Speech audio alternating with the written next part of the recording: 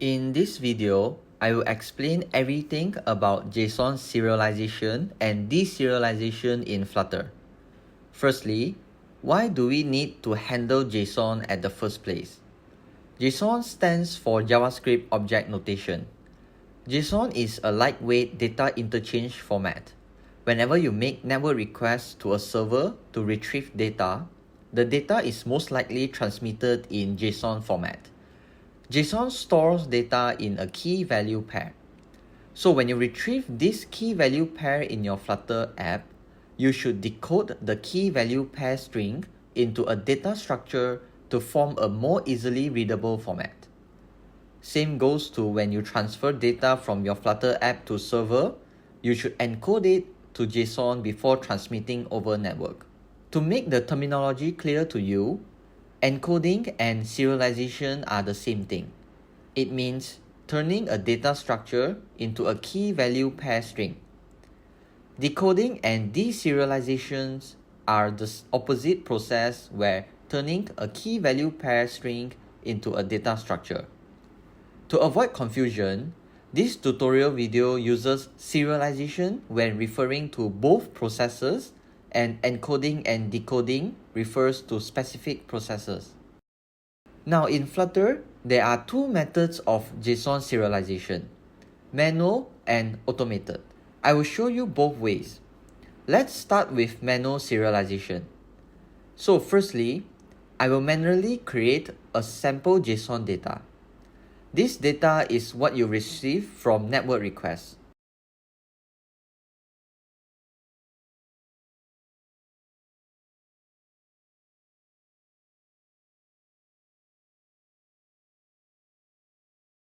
Here I have also created a user class data structure. This user class consists name, age, and email parameters that fits the sample JSON. Now inside this user class, I will be creating two methods, from JSON and to JSON. From JSON method is used for decoding, while to JSON method is used for encoding. So from JSON method should accept a key value JSON and return an user object with each JSON value mapped into the object.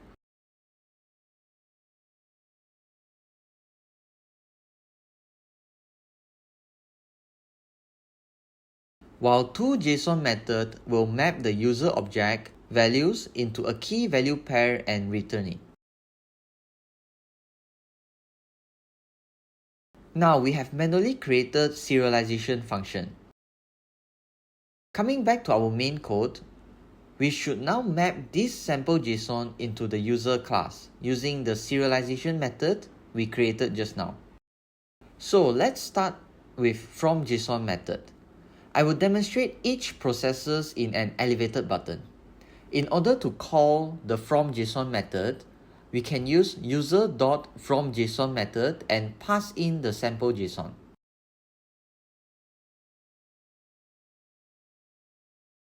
The returned user object will be stored in a final variable.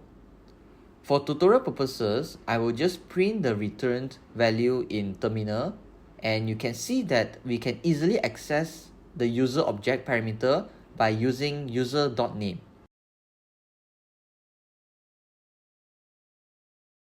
Now let's try it out in the emulator. So as you can see, when I click on the first elevated button, the JSON values are printed out in the terminal. This means that we have successfully decoded the sample JSON into a user class object.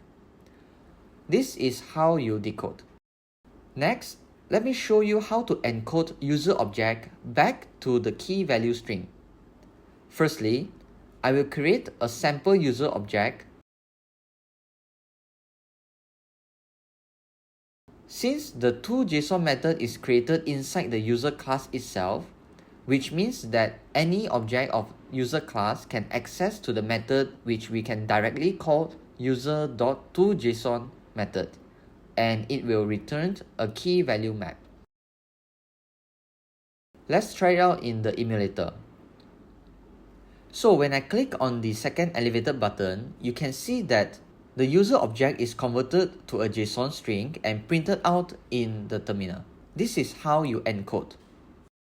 As of now, I have shown you complete process of encoding and decoding through manual serialization.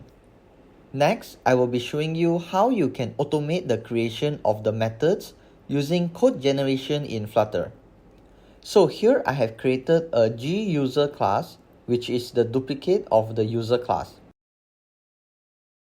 Now I will be creating the from.json and to.json methods using code generation. To do this, we will be using three Flutter packages, which are build runner, JSON annotation, and JSON serializable. In your pubspec.yaml file, add build runner and JSON annotation under dependencies, while add JSON serialization under dev dependencies. Now coming back to GUser class, we will be creating code generation. For the first from.json method, I will be using factory keyword, which will return a new object, and instead of manually map the values, I will return underscore $ GUser from JSON method. While for to.json method, it will return underscore $ GUser to.json method. So as you can see, from.json method and to.json method had compilation errors where the underscore $ method is undefined. This is because we have not generated the code yet. So in order to generate the code, firstly we have to add JSON annotation above the GUser class. Then above the class, add part keyword followed by the current file name, but add .g before .dart. The file name provided after part keyword has to be the same as the current file name without the .g. For example, the current file name is generation underscore model.dart. The name provided after the part keyword is generation underscore model.g.dart. Any typo will cause the generation to fail.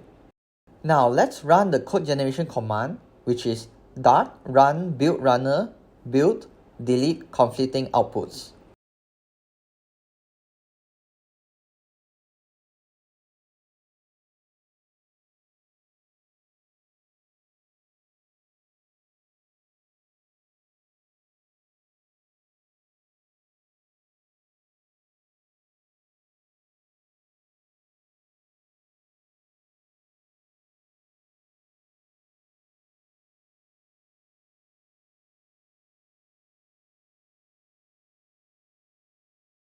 When this code generation succeeded, you can see that a new file created under the current directory, which is the same name provided after the part keyword. When you open the generated file, you can see that on top it says generated code, do not modify by hand. While you scroll down, you can see that it actually generated the underscore $ mapping methods, and these methods are similar to the one we manually created in the user class. Now you can see that the compilation error is fixed. Coming back to our main code, instead of user.json, I will replace with guser.json.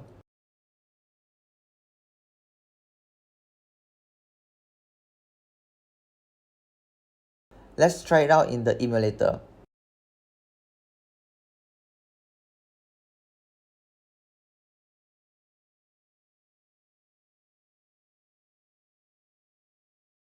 So as you can see, it printed out the same thing. While for to.json method, I will be creating a new guser class object and execute to.json method from the guser object.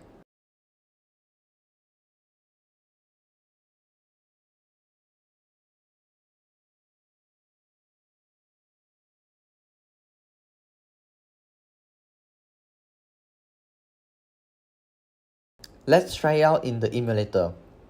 So as you can see, it printed out the JSON value of the GUser object as well. So both manual serialization and code generation works well in encoding and decoding. Different projects come with different complexities and use cases. For smaller proof of concept projects or quick prototypes, using code generators might overkill.